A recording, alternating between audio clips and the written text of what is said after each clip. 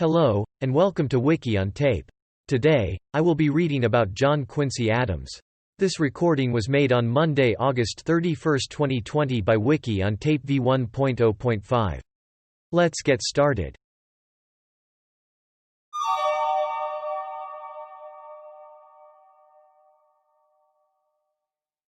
Summary. John Quincy Adams July 11, 1767 to February 23, 1848, was an American statesman, diplomat, lawyer, and diarist who served as the sixth President of the United States, from 1825 to 1829. He previously served as the eighth United States Secretary of State from 1817 to 1825. During his long diplomatic and political career, Adams also served as an ambassador, and as a member of the United States Senate and United States House of Representatives representing Massachusetts.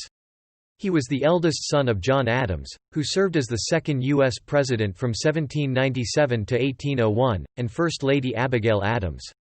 Initially a Federalist like his father, he won election to the presidency as a member of the Democratic-Republican Party, and in the mid-1830s became affiliated with the Whig Party.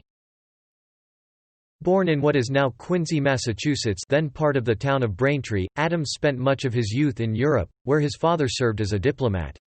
After returning to the United States, Adams established a successful legal practice in Boston.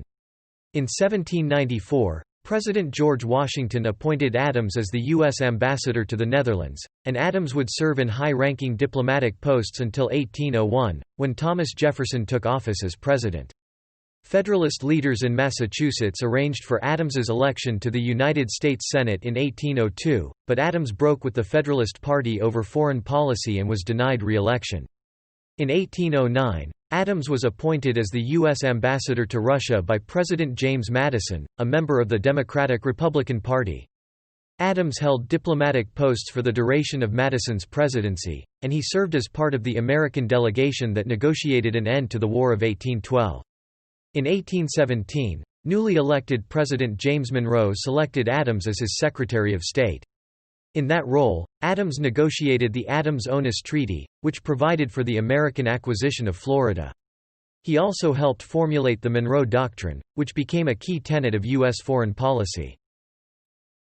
The 1824 presidential election was contested by Adams, Andrew Jackson, William H. Crawford, and Henry Clay, all of whom were members of the Democratic-Republican Party.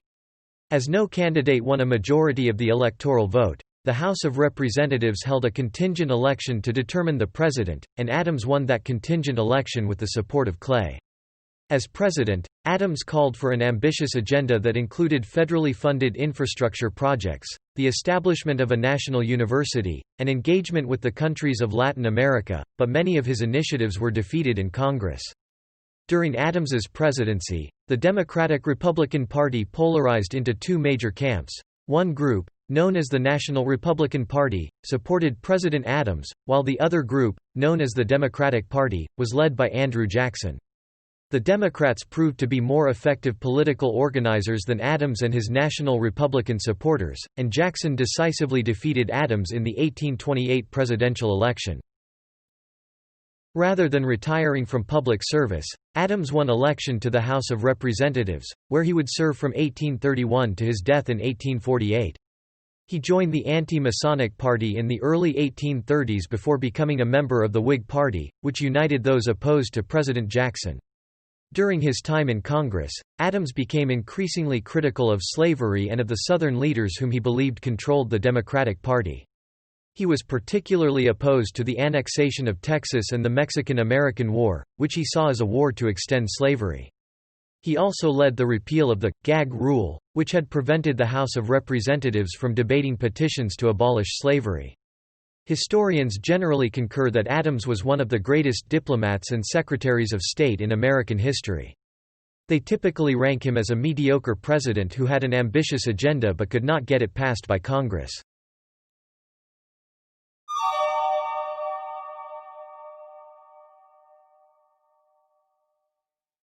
Early life, education, and early career.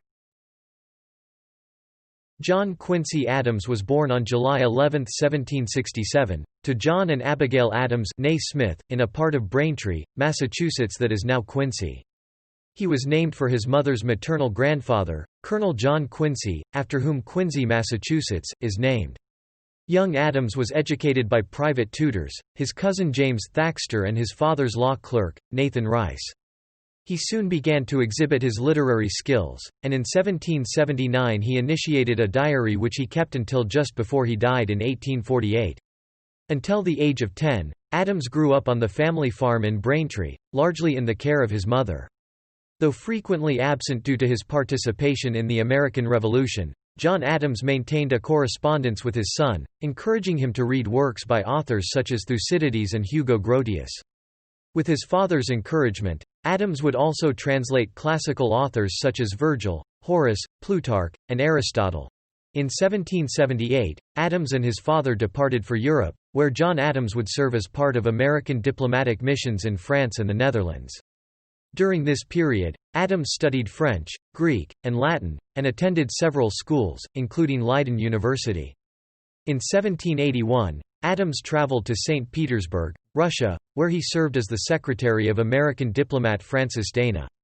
He returned to the Netherlands in 1783, and accompanied his father to Great Britain in 1784.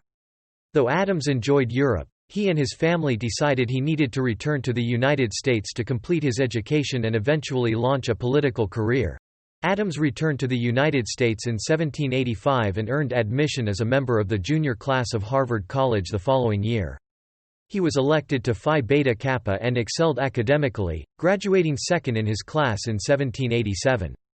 After graduating from Harvard, he studied law with Theophilus Parsons in Newburyport, Massachusetts, from 1787 to 1789.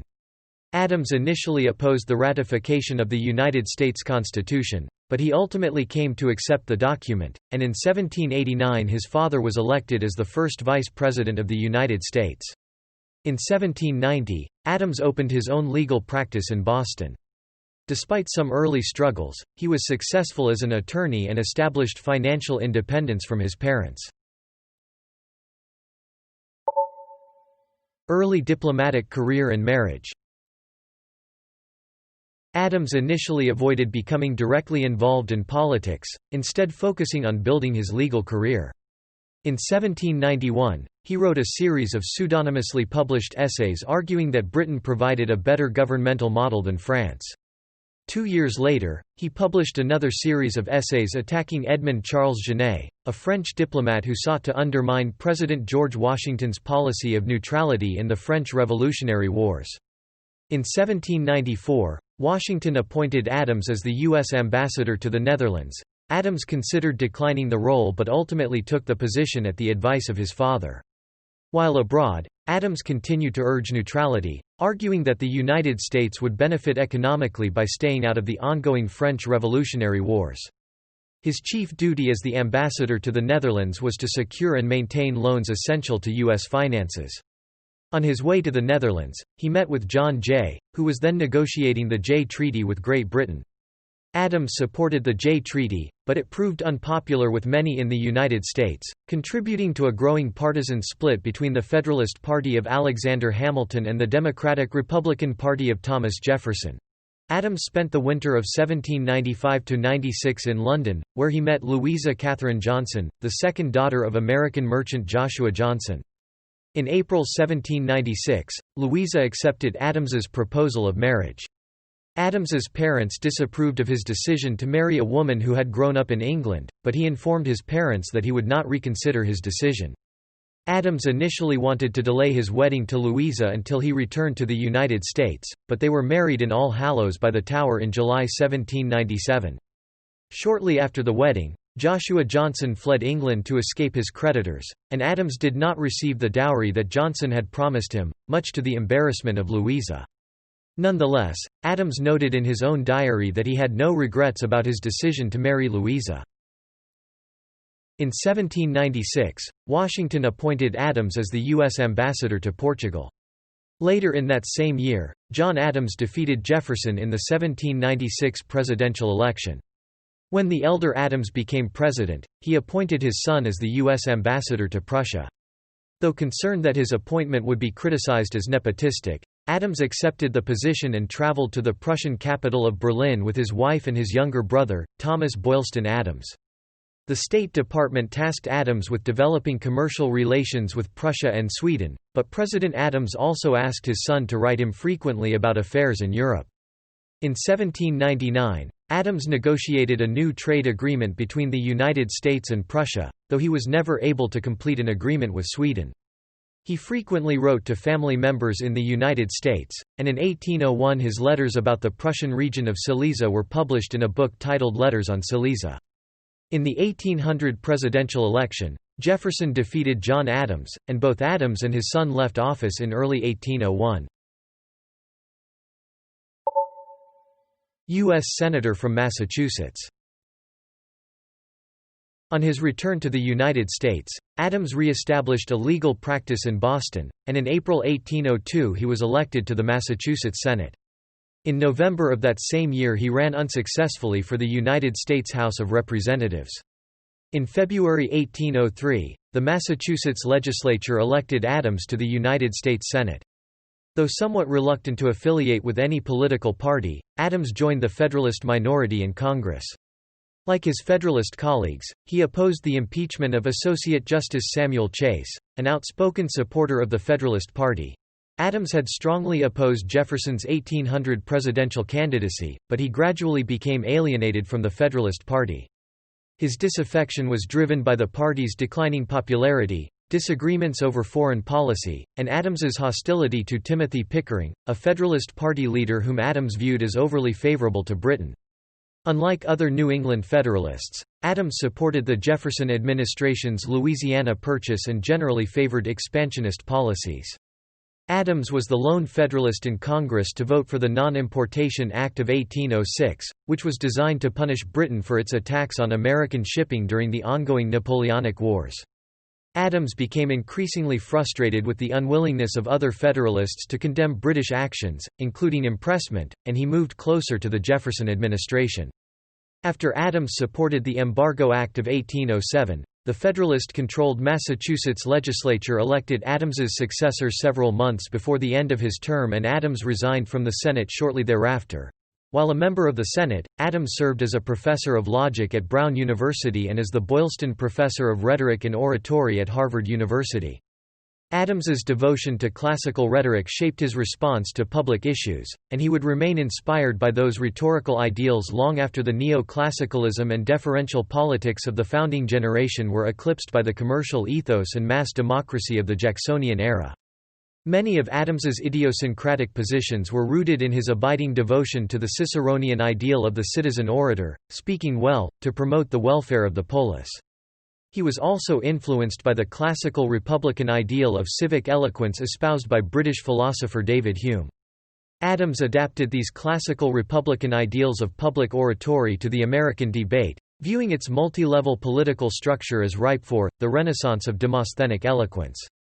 His Lectures on Rhetoric and Oratory 1810 looks at the fate of ancient oratory, the necessity of liberty for it to flourish, and its importance as a unifying element for a new nation of diverse cultures and beliefs.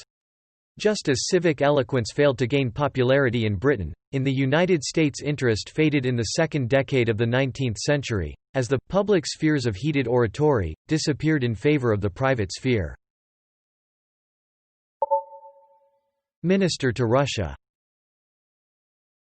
After resigning from the Senate, Adams was ostracized by Massachusetts Federalist leaders, but he declined Democratic-Republican entreaties to seek office. In 1809, he argued before the Supreme Court of the United States in the case of Fletcher v.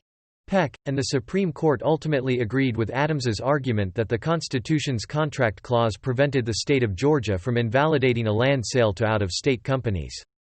Later that year, President James Madison appointed Adams as the first United States minister to Russia in 1809. Though Adams had only recently broken with the Federalist Party, his support of Jefferson's foreign policy had earned him goodwill with the Madison administration. Adams was well qualified for the role after his experiences in Europe generally and Russia specifically. After a difficult passage through the Baltic Sea, Adams arrived in the Russian capital of St. Petersburg in October 1809. He quickly established a productive working relationship with Russian official Nikolai Rumyantsev and eventually befriended Tsar Alexander I of Russia. Adams continued to favor American neutrality between France and Britain during the Napoleonic War. Louisa was initially distraught at the prospect of living in Russia, but she became a popular figure at the Russian court. From his diplomatic post, Adams observed the French Emperor Napoleon's invasion of Russia, which ended in defeat for the French. In February 1811, Adams was nominated by President Madison as an Associate Justice of the United States Supreme Court. The nomination was unanimously confirmed by the Senate, but Adams declined the seat, preferring a career in politics and diplomacy, so Joseph Story took the seat instead. Treaty of Ghent and ambassador to Britain. Adams had long feared that the United States would enter a war it could not win against Britain, and by early 1812 he saw such a war as inevitable due to the constant British attacks on American shipping and the British practice of impressment.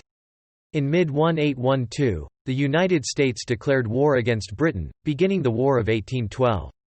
Tsar Alexander attempted to mediate the conflict between Britain and the United States, and President Madison appointed Adams, Secretary of the Treasury Albert Gallatin, and Federalist Senator James A. Bayard to a delegation charged with negotiating an end to the war. Gallatin and Bayard arrived in St. Petersburg in July 1813, but the British declined Tsar Alexander's offer of mediation. Hoping to commence the negotiations at another venue, Adams left Russia in April 1814. Negotiations finally began in mid-1814 in Ghent, where Adams, Gallatin, and Bayard were joined by two additional American delegates, Jonathan Russell and former Speaker of the House Henry Clay. Adams, the nominal head of the delegation, got along well with Gallatin, Bayard, and Russell, but he occasionally clashed with Clay. The British delegation initially treated the United States as a defeated power, demanding the creation of an Indian barrier state from American territory near the Great Lakes. The American delegation unanimously rejected this offer, and their negotiating position was bolstered by the American victory in the Battle of Plattsburgh. By November 1814, the government of Lord Liverpool decided to seek an end to hostilities with the U.S. on the basis of status quo ante bellum. Adams and his fellow commissioners had hoped for similar terms, even though a return to the status quo would mean the continuation of British practice of impressment. The treaty was signed on December 24, 1814. The United States did not gain any concessions from the treaty but could boast that it had survived a war against the strongest power in the world. Following the signing of the treaty, Adams traveled to Paris, where he witnessed firsthand the 100 Days of Napoleon's restoration. In May 1815, Adams learned that President Madison had appointed him as the U.S. ambassador to Britain. With the aid of Clay and Gallatin, Adams negotiated a limited trade agreement with Britain. Following the conclusion of the trade agreement, much of Adams's time as ambassador was spent helping stranded American sailors and prisoners of war. In pursuit of national unity, newly elected President James Monroe decided a Northerner would be optimal for the position of Secretary of State, and he chose the respected and experienced Adams for the role. Having spent several years in Europe, Adams returned to the United States in August 1817.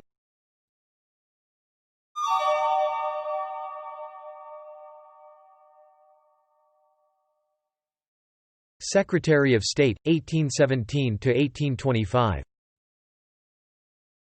Adams served as Secretary of State throughout Monroe's 8-year presidency, from 1817 to 1825. Many of his successes as secretary, such as the Convention of 1818 with Great Britain, the Transcontinental Treaty with Spain, and the Monroe Doctrine, were not pre-planned strategy but responses to unexpected events. Adams wanted to delay American recognition of the newly independent republics of Latin America to avoid the risk of war with Spain and its European allies.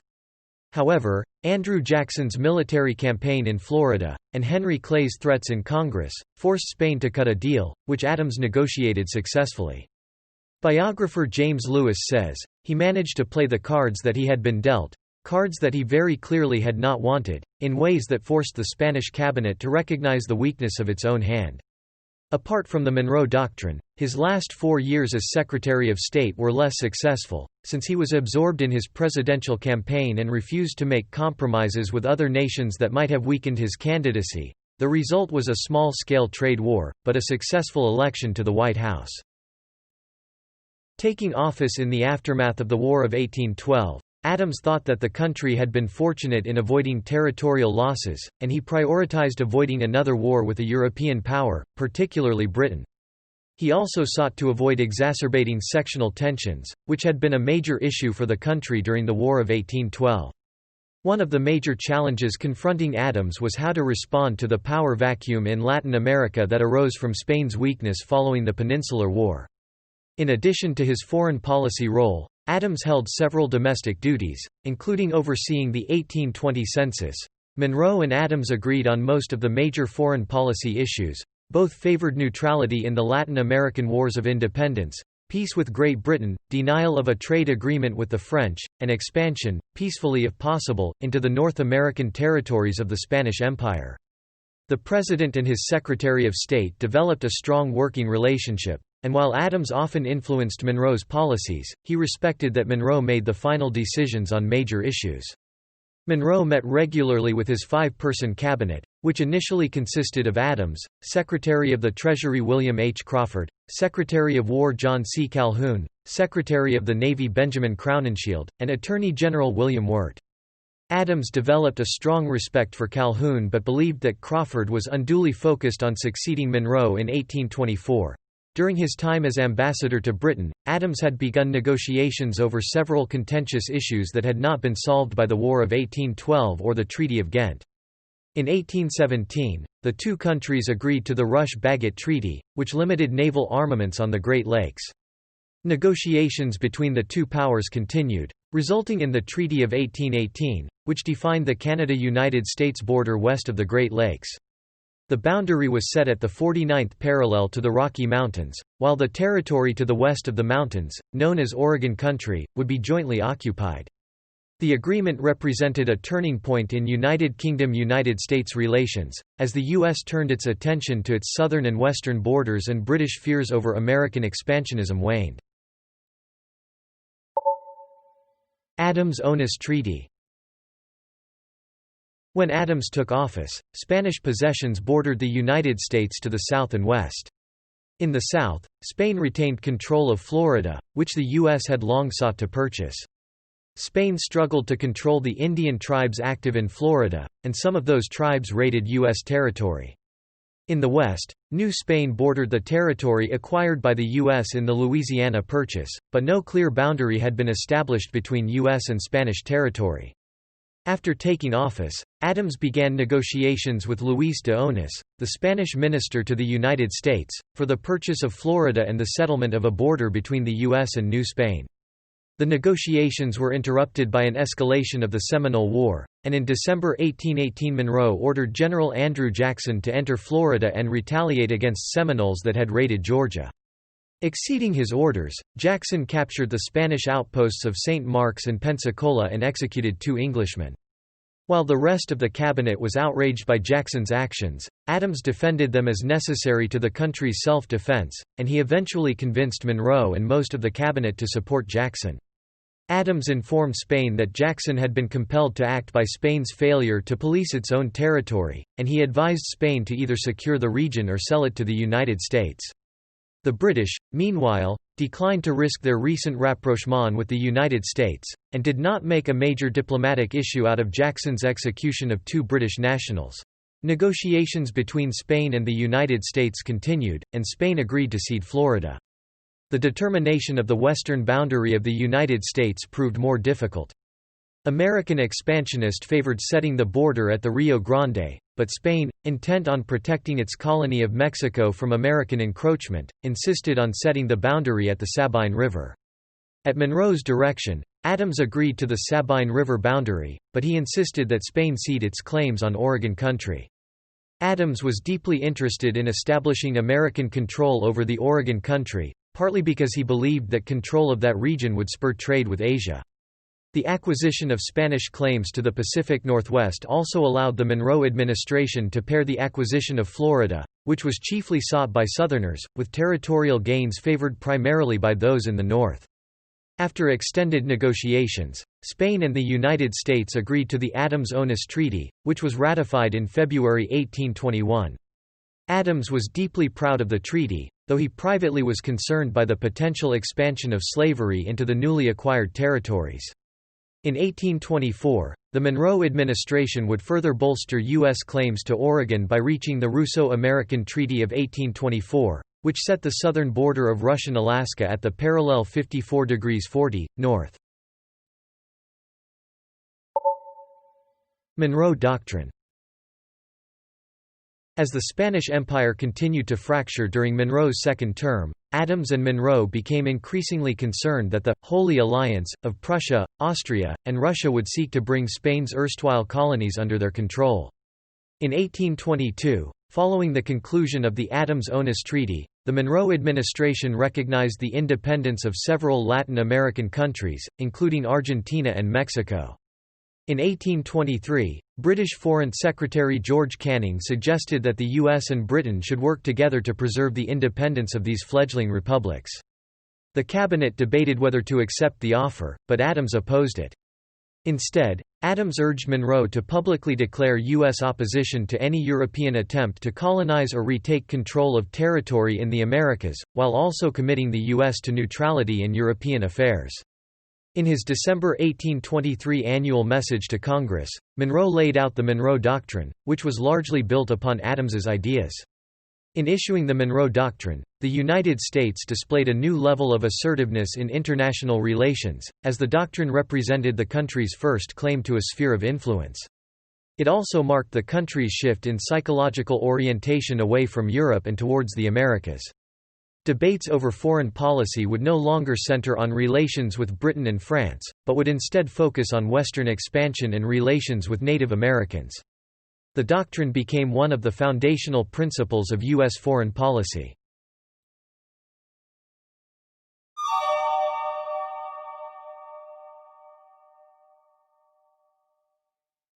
(1824) presidential election. Immediately upon becoming Secretary of State, Adams emerged as one of Monroe's most likely successors, as the last three presidents had all served in the role at some point before taking office. As the 1824 election approached, Henry Clay, John C. Calhoun, who later dropped out of the race, and William H. Crawford appeared to be Adams's primary competition to succeed Monroe. Crawford favored state sovereignty and a strict constructionist view of the Constitution, while Clay, Calhoun, and Adams embraced federally funded internal improvements, high tariffs, and the Second Bank of the United States, which was also known as the National Bank. Because the Federalist Party had all but collapsed after the War of 1812, all the major presidential candidates were members of the Democratic-Republican Party. Adams felt that his own election as president would vindicate his father, while also allowing him to pursue an ambitious domestic policy. Though he lacked the charisma of his competitors, Adams was widely respected and benefited from the lack of other prominent Northern political leaders. Adams's top choice for the role of vice president was General Andrew Jackson. Adams noted that, the vice presidency was a station in which Jackson could hang no one, and in which he would need to quarrel with no one. However, as the 1824 election approached, Jackson jumped into the race for president. While the other candidates based their candidacies on their long tenure as congressmen, ambassadors, or members of the cabinet, Jackson's appeal rested on his military service, especially in the Battle of New Orleans. The Congressional Nominating Caucus had decided upon previous Democratic-Republican presidential nominees, but it had become largely discredited by 1824. Candidates were instead nominated by state legislatures or nominating conventions, and Adams received the endorsement of the New England legislatures. The regional strength of each candidate played an important role in the election. Adams was popular in New England, Clay and Jackson were strong in the West, and Jackson and Crawford competed for the South. In the 1824 presidential election, Jackson won a plurality in the Electoral College, taking 99 of the 261 electoral votes, while Adams won 84, Crawford won 41, and Clay took 37. Calhoun, meanwhile, won a majority of the electoral votes for vice president. Adams nearly swept the electoral votes of New England and won a majority of the electoral votes in New York, but he won a total of just 6 electoral votes from the slave states. Most of Jackson's support came from slave-holding states, but he also won New Jersey, Pennsylvania, and some electoral votes from the Northwest. As no candidate won a majority of the electoral votes, the House was required to hold a contingent election under the terms of the 12th Amendment. The House would decide among the top 3 electoral vote winners, with each state's delegation having 1 vote. Thus, unlike his 3 rivals, Clay was not eligible to be elected by the House. Adams knew that his own victory in the contingent election would require the support of Clay, who wielded immense influence in the House of Representatives. Though they were quite different in temperament and had clashed in the past, Adams and Clay shared similar views on national issues. By contrast, Clay viewed Jackson as a dangerous demagogue, and he was unwilling to support Crawford due to the latter's health issues. Adams and Clay met before the contingent election, and Clay agreed to support Adams in the election. Adams also met with Federalists such as Daniel Webster, promising that he would not deny governmental positions to members of their party. On February 9, 1825, Adams won the contingent election on the first ballot, taking 13 of the 24 state delegations. Adams won the House delegations of all the states in which he or Clay had won a majority of the electoral votes, as well as the delegations of Illinois, Louisiana, and Maryland. Adams's victory made him the first child of a president to serve as president himself. After the election, many of Jackson's supporters claimed that Adams and Clay had reached a corrupt bargain, whereby Adams promised Clay the position of Secretary of State in return for Clay's support. Inauguration. Adams was inaugurated on March 4, 1825. He took the oath of office on a book of constitutional law, instead of the more traditional Bible. In his inaugural address, he adopted a post-partisan tone, promising that he would avoid party building and politically motivated appointments. He also proposed an elaborate program of internal improvements, roads, ports, and canals. Though some worried about the constitutionality of such federal projects, Adams argued that the General Welfare Clause provided for broad constitutional authority. He promised that he would ask Congress to authorize many such projects. Administration. Adams presided over a harmonious and productive cabinet that he met with on a weekly basis. Like Monroe, Adams sought a geographically balanced cabinet that would represent the various party factions, and he asked the members of the Monroe cabinet to remain in place for his own administration. Samuel L. Southard of New Jersey stayed on as Secretary of the Navy, William Wirt kept his post of Attorney General, and John McLean of Ohio continued to serve as the Postmaster General, an important position that was not part of the cabinet. Adams's first choices for Secretary of War and Secretary of the Treasury were Andrew Jackson and William Crawford, but each declined to serve in the administration. Adams instead selected James Barber of Virginia, a prominent supporter of Crawford, to lead the War Department. Leadership of the Treasury Department went to Richard Rush of Pennsylvania, who would become a prominent advocate of internal improvements and protective tariffs within the administration. Adams chose Henry Clay as Secretary of State, angering those who believed that Clay had offered his support in the 1824 election for the most prestigious position in the cabinet. Though Clay would later regret accepting the position since it reinforced the corrupt bargain accusation, Clay's strength in the West and interest in foreign policy made him a natural choice for the top cabinet position. Ambitious agenda. In his 1825 annual message to Congress, Adams presented a comprehensive and ambitious agenda. He called for major investments in internal improvements as well as the creation of a national university, a naval academy, and a national astronomical observatory. Noting the healthy status of the Treasury and the possibility for more revenue via land sales, Adams argued for the completion of several projects that were in various stages of construction or planning, including a road from Washington to New Orleans. He also proposed the establishment of a Department of the Interior as a new cabinet-level department that would preside over these internal improvements. Adams hoped to fund these measures primarily through Western land sales, rather than increased taxes or public debt. The domestic agenda of Adams and Clay, which would come to be known as the American System, was designed to unite disparate regional interests in the promotion of a thriving national economy. Adams's programs faced opposition from various quarters. Many disagreed with his broad interpretation of the Constitution and preferred that power be concentrated in state governments rather than the federal government. Others disliked interference from any level of government and were opposed to central planning. Some in the South feared that Adams was secretly an abolitionist and that he sought to subordinate the states to the federal government. Most of the president's proposals were defeated in Congress. Adams's ideas for a national university, national observatory, and the establishment of a uniform system of weights and measures never received congressional votes. His proposal for the creation of a naval academy won the approval of the Senate, but was defeated in the House. Opponents objected to the Naval Academy's cost and worried that the establishment of such an institution would produce degeneracy and corruption of the public morality. Adams's proposal to establish a national bankruptcy law was also defeated.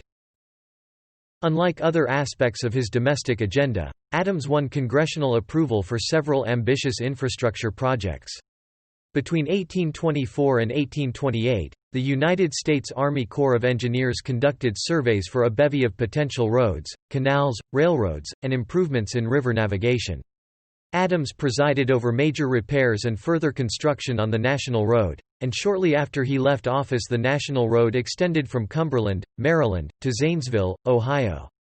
The Adams administration also saw the beginning of the Chesapeake and Ohio Canal, the construction of the Chesapeake and Delaware Canal and the Louisville and Portland Canal around the Falls of the Ohio, the connection of the Great Lakes to the Ohio River system in Ohio and Indiana, and the enlargement and rebuilding of the Dismal Swamp Canal in North Carolina. Additionally, the first passenger railroad in the United States, the Baltimore and Ohio Railroad, was constructed during Adams's presidency.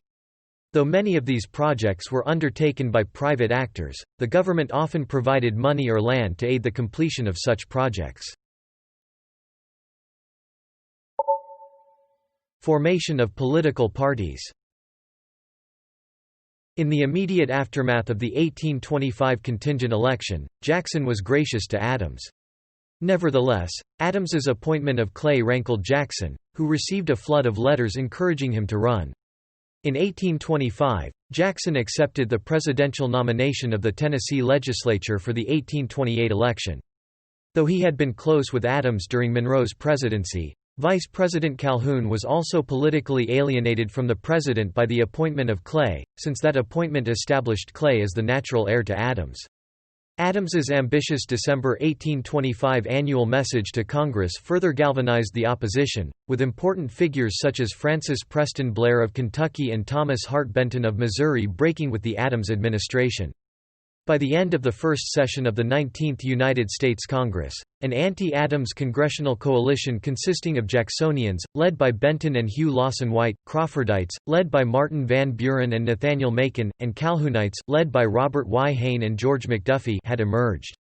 Aside from Clay, Adams lacked strong supporters outside of the North, and Edward Everett, John Taylor, and Daniel Webster served as his strongest advocates in Congress.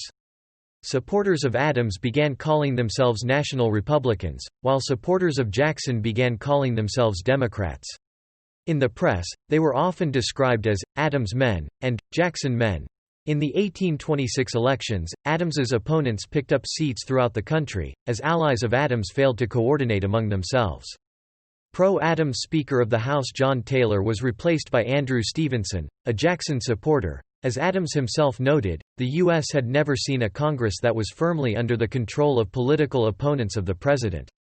After the elections, Van Buren and Calhoun agreed to throw their support behind Jackson in 1828, with Van Buren bringing along many of Crawford's supporters. Though Jackson did not articulate a detailed political platform in the same way that Adams did, his coalition was united in opposition to Adams's reliance on government planning. Adams, meanwhile, clung to the hope of a nonpartisan nation, and he refused to make full use of the power of patronage to build up his own party structure. Tariff of 1828. During the first half of his administration, Adams avoided taking a strong stand on tariffs, partly because he wanted to avoid alienating his allies in the South and New England. After Jacksonians took power in 1827, they devised a tariff bill designed to appeal to Western states while instituting high rates on imported materials important to the economy of New England. It is unclear whether Van Buren, who shepherded the bill through Congress, meant for the bill to pass, or if he had deliberately designed it to force Adams and his allies to oppose it. Regardless, Adams signed the Tariff of 1828, which became known as the Tariff of Abominations by opponents. Adams was denounced in the South, and he received little credit for the tariff in the North. Indian policy. Adams sought the gradual assimilation of Native Americans via consensual agreements, a priority shared by few whites in the 1820s. Yet Adams was also deeply committed to the westward expansion of the United States. Settlers on the frontier, constantly seeking to move westward, cried for a more expansionist policy that disregarded the concerns of Native Americans. Early in his term, Adams suspended the Treaty of Indian Springs after learning that the governor of Georgia, George Troup, had forced the treaty on the Muskogee. Adams signed a new treaty with the Muskogee in January 1826 that allowed the Muskogee to stay but ceded most of their land to Georgia. Troup refused to accept its terms, and authorized all Georgian citizens to evict the Muskogee. A showdown between Georgia and the federal government was only averted after the Muskogee agreed to a third treaty. Though many saw Troup as unreasonable in his dealings with the federal government and the Native Americans, the administration's handling of the incident alienated those in the Deep South who favored immediate Indian removal. Trade and claims. One of the major foreign policy goals of the Adams administration was the expansion of American trade. His administration reached reciprocity treaties with a number of nations, including Denmark, the Hanseatic League, the Scandinavian countries, Prussia, and the Federal Republic of Central America. The administration also reached commercial agreements with the Kingdom of Hawaii and the Kingdom of Tahiti. Agreements with Denmark and Sweden opened their colonies to American trade, but Adams was especially focused on opening trade with the British West Indies. The United States had reached a commercial agreement with Britain in 1815, but that agreement excluded British possessions in the Western Hemisphere. In response to U.S. pressure, the British had begun to allow a limited amount of American imports to the West Indies in 1823, but U.S. leaders continued to seek an end to Britain's protective imperial preference system. In 1825, Britain banned U.S. trade with the British West Indies, dealing a blow to Adams's prestige. The Adams administration negotiated extensively with the British to lift this ban, but the two sides were unable to come to an agreement. Despite the loss of trade with the British West Indies, the other commercial agreements secured by Adams helped expand the overall volume of U.S. exports. Latin America. Aside from an unsuccessful attempt to purchase Texas from Mexico, President Adams did not seek to expand into Latin America or North America. Adams and Clay instead sought engagement with Latin America to prevent it from falling under the British Empire's economic influence. As part of this goal, the administration favored sending a U.S. delegation to the Congress of Panama, an 1826 conference of New World republics organized by Simón Bolívar. Clay and Adams hoped that the conference would inaugurate a good neighborhood policy among the independent states of the Americas. However, the funding for a delegation and the confirmation of delegation nominees became entangled in a political battle over Adams's domestic policies, with opponents such as Van Buren impeding the process of confirming a delegation. Van Buren saw the Panama Congress as an unwelcome deviation from the more isolationist foreign policy established by President Washington, while many Southerners opposed involvement with any conference attended by delegates of Haiti, a republic that had been established through a slave revolt. Though the U.S. delegation finally won confirmation from the Senate, it never reached the Congress of Panama due to the Senate's delay. 1828 presidential election. The Jacksonians formed an effective party apparatus that adopted many modern campaign techniques. Rather than focusing on issues, they emphasized Jackson's popularity and the supposed corruption of Adams and the federal government. Jackson himself described the campaign as a struggle between the virtue of the people and executive patronage. Adams, meanwhile, refused to adapt to the new reality of political campaigns, and he avoided public functions and refused to invest in pro-administration tools such as newspapers. In early 1827, Jackson was publicly accused of having encouraged his wife, Rachel, to desert her first husband. In response, followers of Jackson attacked Adams's personal life, and the campaign turned increasingly nasty. The Jacksonian press portrayed Adams as an out-of-touch elitist, while pro-Adams newspapers attacked Jackson's past involvement in various duels and scuffles, portraying him as too emotional and impetuous for the presidency. Though Adams and Clay had hoped that the campaign would focus on the American system, it was instead dominated by the personalities of Jackson and Adams. Vice President Calhoun joined Jackson's ticket, while Adams turned to Secretary of the Treasury Richard Rush as his running mate. The 1828 election thus marked the first time in U.S. history that a presidential ticket composed of two Northerners faced off against a presidential ticket composed of two Southerners. In the election, Jackson won 178 of the 261 electoral votes and just under 56% of the popular vote. Jackson 51 and 30% of the popular vote in the free states, but 72.6% of the vote in the slave states. No future presidential candidate would match Jackson's proportion of the popular vote until Theodore Roosevelt's 1904 campaign, while Adams's loss made him the second one-term president, after his own father.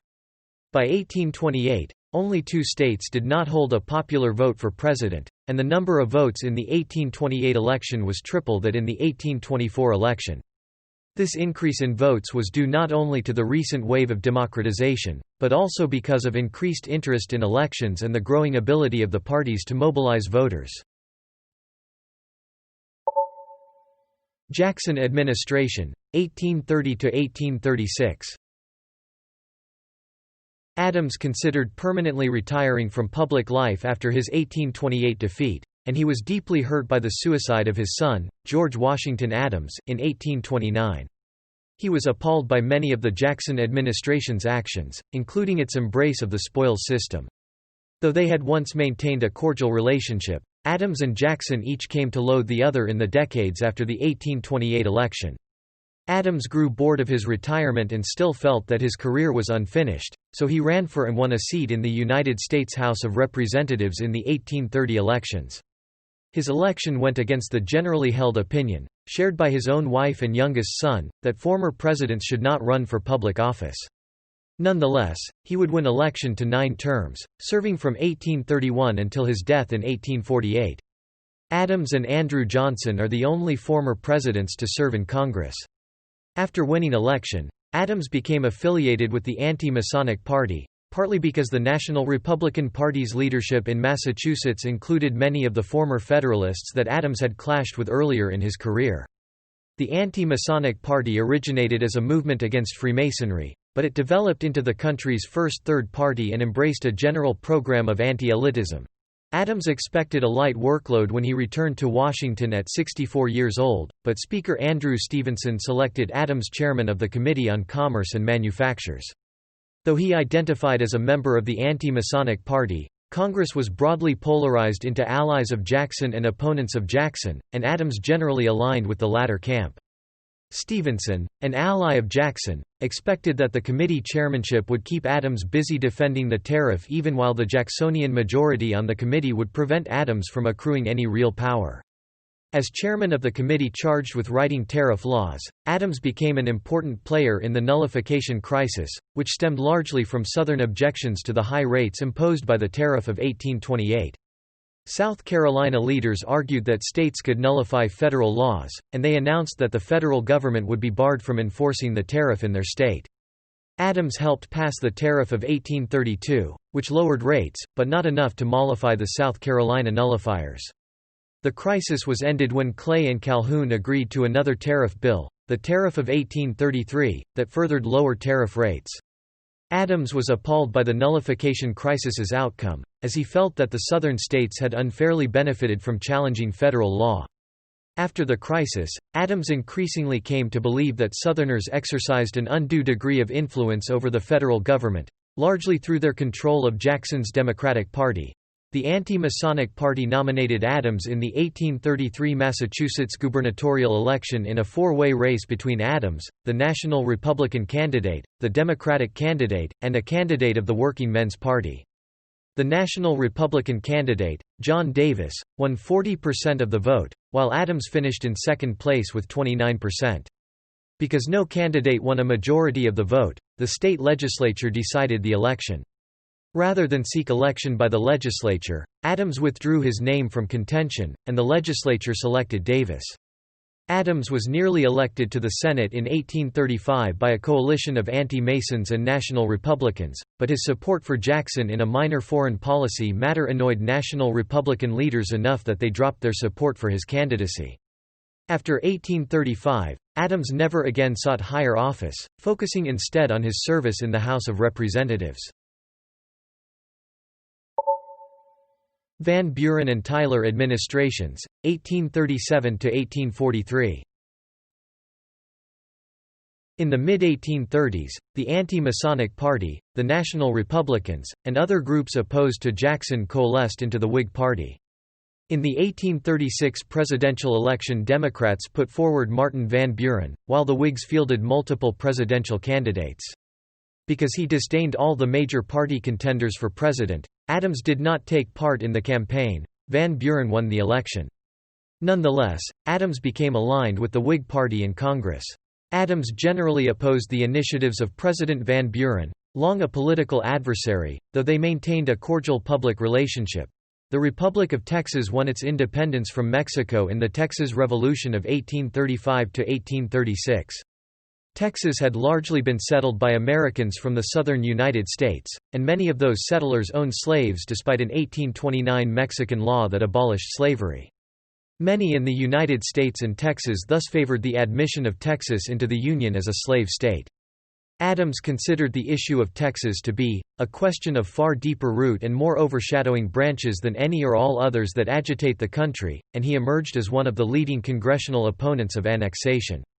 Adams had sought to acquire Texas when he served as Secretary of State, but he argued that, because Mexico had abolished slavery, the acquisition of Texas would transform the region from a free territory into a slave state.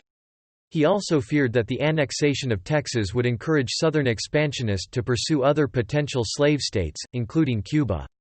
Adams's strong stance may have played a role in discouraging Van Buren from pushing for the annexation of Texas during his presidency. Whig nominee William Henry Harrison defeated Van Buren in the 1840 presidential election, and the Whigs gained control of both houses of Congress for the first time. Despite his low regard for Harrison as a person, Adams was enthusiastic about the new Whig administration and the end of the long-standing Democratic dominance of the federal government. However, Harrison died in April 1841 and was succeeded by Vice President John Tyler, a Southerner who, unlike Adams, Henry Clay, and many other prominent Whigs, did not embrace the American system. Adams saw Tyler as an agent of the slave-driving, Virginia, Jeffersonian school, principled against all improvement. After Tyler vetoed a bill to restore the National Bank, Whig congressmen expelled Tyler from the party. Adams was appointed chairman of a special committee that explored impeaching Tyler, and Adams presented a scathing report of Tyler that argued that his actions warranted impeachment. The impeachment process did not move forward, though, in large part because the Whigs did not believe that the Senate would vote to remove Tyler from office. Opposition to the Mexican–American War, 1844–1848. Tyler made the annexation of Texas the main foreign policy priority of the later stages of his administration. He attempted to win ratification of an annexation treaty in 1844, but, to Adams's surprise and relief, the treaty was rejected by the Senate. The annexation of Texas became the central issue of the 1844 presidential election, and Southerners blocked the nomination of Van Buren at the 1844 Democratic National Convention due to the latter's opposition to annexation. The party instead nominated James K. Polk, an acolyte of Andrew Jackson. Though he once again did not take part in the campaigning, Adams was deeply disappointed that Polk defeated his old ally, Henry Clay, in the 1844 election. He attributed the outcome of the election partly to the Liberty Party, a small, abolitionist third party that may have siphoned votes from Clay in the crucial state of New York. After the election, Tyler, whose term would end in March 1845, once again submitted an annexation treaty to Congress. Adams strongly attacked the treaty, arguing that the annexation of Texas would involve the United States in a war for slavery.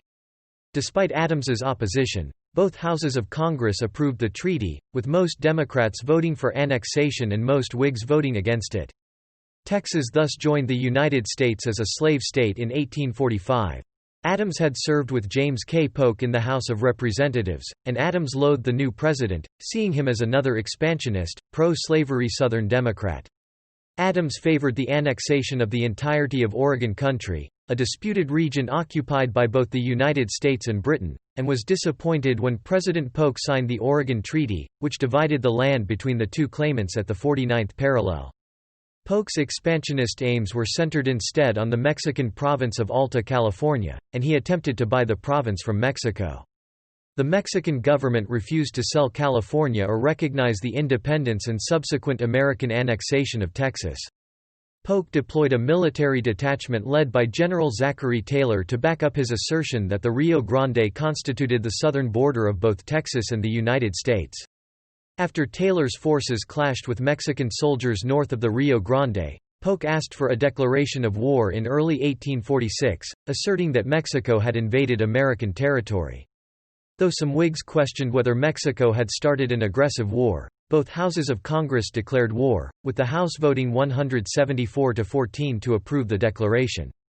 Adams, who believed that Polk was seeking to wage an offensive to expand slavery, was one of the 14 dissenting votes. After the start of the war, he supported the Wilmot Proviso, an unsuccessful legislative proposal that would have banned slavery in any territory ceded by Mexico. After 1846, ill health increasingly affected Adams, but he continued to oppose the Mexican-American War until his death in 1848. Anti-slavery movement. In the 1830s, slavery emerged as an increasingly polarizing issue in the United States.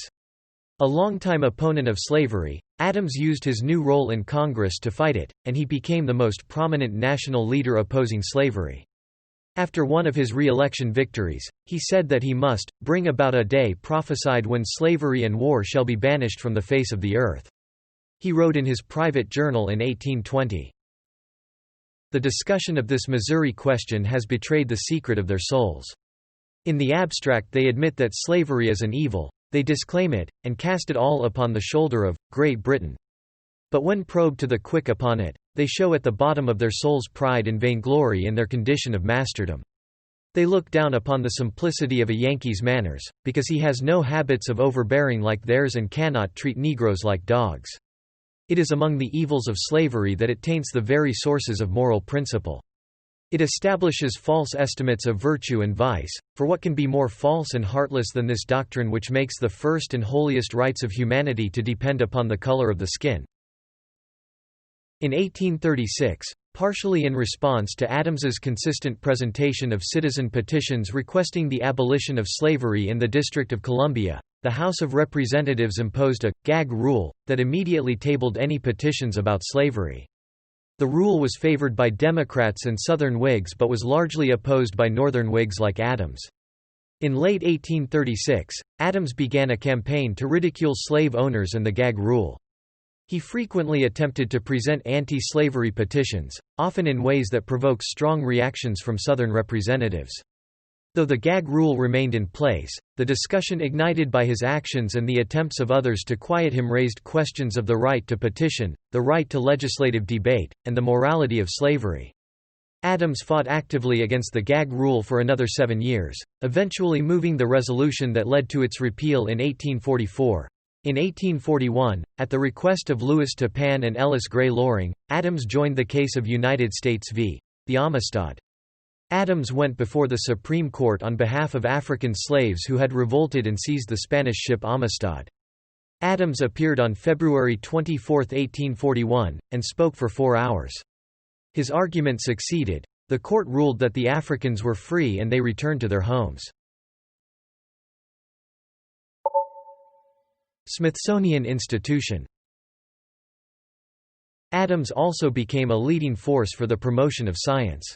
In 1829, British scientist James Smithson died, and he left his fortune for the increase and diffusion of knowledge.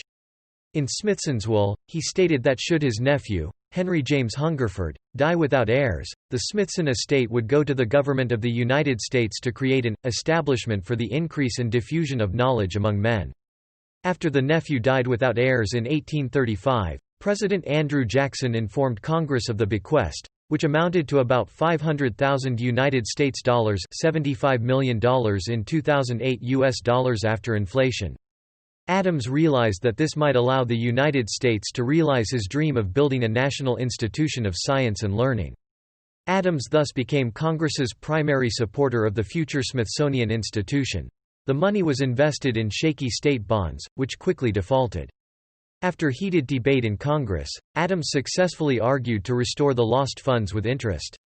Though Congress wanted to use the money for other purposes, Adams successfully persuaded Congress to preserve the money for an institution of science and learning. Congress also debated whether the federal government had the authority to accept the gift, though with Adams leading the initiative, Congress decided to accept the legacy bequeathed to the nation and pledged the faith of the United States to the charitable trust on July 1, 1836. Partly due to Adams's efforts, Congress voted to establish the Smithsonian Institution in 1846. A non-political board of regents was established to lead the institution, which included a museum, art gallery, library, and laboratory. Death. In mid-November 1846, the 78-year-old former president suffered a stroke that left him partially paralyzed. After a few months of rest, he made a full recovery and resumed his duties in Congress. When Adams entered the House chamber on February 13, 1848, everyone stood up and applauded. On February 21, 1848, the House of Representatives was discussing the matter of honoring U.S. Army officers who served in the Mexican-American War. Adams had been a vehement critic of the war, and as congressmen rose up to say, "Aye," in favor of the measure, he instead yelled, "No." He rose to answer a question put forth by Speaker of the House Robert Charles Winthrop. Immediately thereafter, Adams collapsed, having suffered a massive cerebral hemorrhage. 2 days later, on February 23, he died at 7:20 p.m. with his wife at his side in the Speaker's room inside the Capitol building in Washington, D.C. His only living child, Charles Francis, did not arrive in time to see his father alive. His last words were, "This is the last of earth. I am content." Among those present for his death was Abraham Lincoln, then a freshman representative from Illinois. His original interment was temporary, in the public vault at the Congressional Cemetery in Washington, D.C. Later, he was interred in the family burial ground in Quincy, Massachusetts, across from the First Parish Church, called Hancock Cemetery. After Louisa's death in 1852, his son had his parents reinterred in the expanded family crypt in the United First Parish Church across the street, next to John and Abigail. Both tombs are viewable by the public. Adams's original tomb at Hancock Cemetery is still there and marked simply, J.Q. Adams.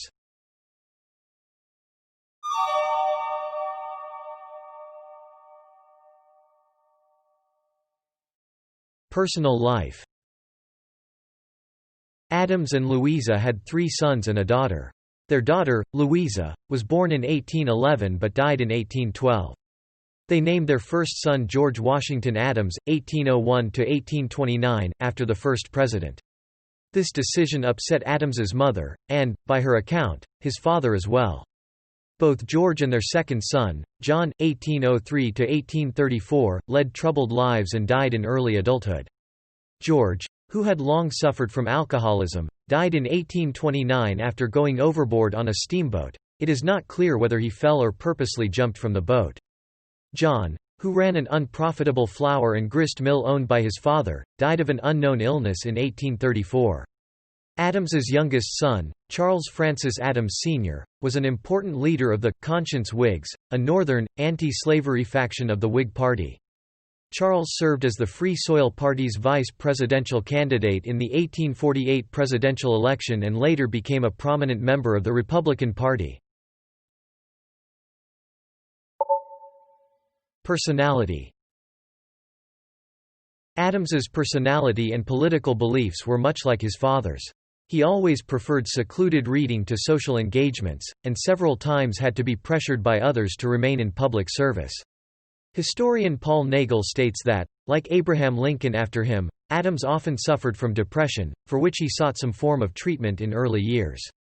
Adams thought his depression was due to the high expectations demanded of him by his father and mother.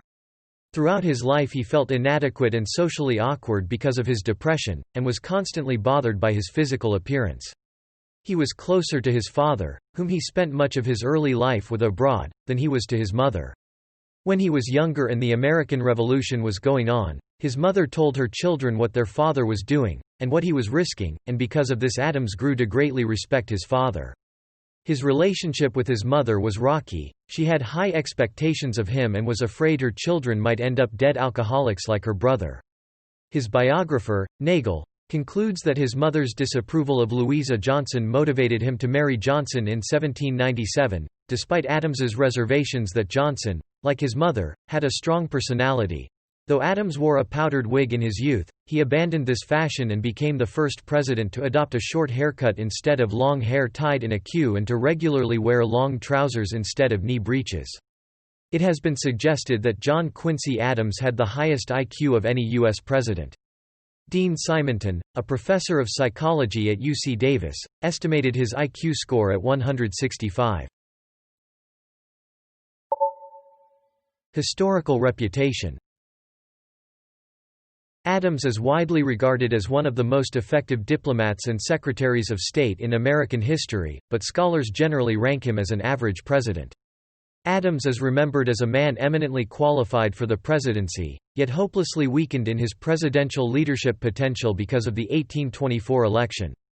Most importantly, Adams is remembered as a poor politician in an era when politics had begun to matter more. He spoke of trying to serve as a man above the baneful weed of party strife, at the precise moment in history when the second party system was emerging with nearly revolutionary force. Biographer and historian William J. Cooper notes that Adams does not loom large in the American imagination, but that he has received more public attention since the late 20th century due to his anti-slavery stances.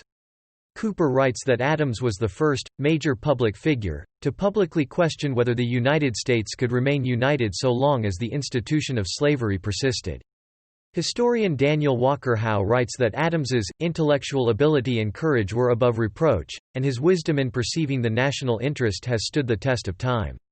Historians have often included Adams among the leading conservatives of his day. Russell Kirk, however, sees Adams as a flawed conservative who was imprudent in opposing slavery. Memorials. John Quincy Adams' birthplace is now part of Adams National Historical Park and open to the public. Adams House, one of 12 undergraduate residential houses at Harvard University, is named for John Adams, John Quincy Adams, and other members of the Adams family associated with Harvard. In 1870, Charles Francis built the first presidential library in the United States, to honor his father. The Stone Library includes over 14,000 books written in 12 languages. The library is located in the Old House, at Adams National Historical Park in Quincy, Massachusetts. Adams's middle name of Quincy has been used by several locations in the United States, including the town of Quincy, Illinois. Adams County, Illinois and Adams County, Indiana are also named after Adams. Adams County, Iowa, and Adams County, Wisconsin, were each named for either John Adams or John Quincy Adams.